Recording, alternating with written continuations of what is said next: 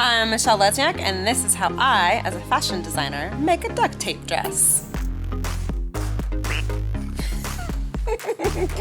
Lots and lots of tape. I prefer to sketch first before cutting anything.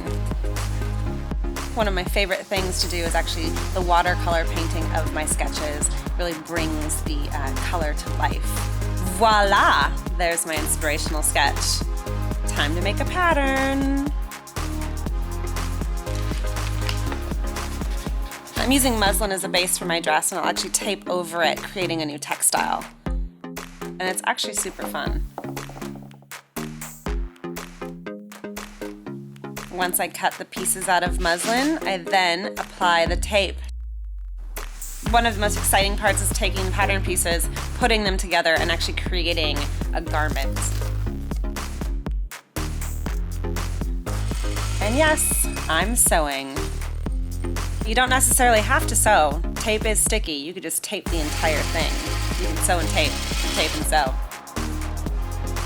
I'd wear this. The white duct tape is really stunning when it's put onto the fabric. It looks like patent leather.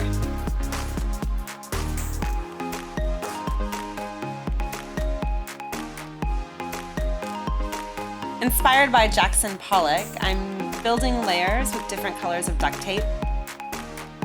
Paint splatter effect using all 7 colors of this duct tape.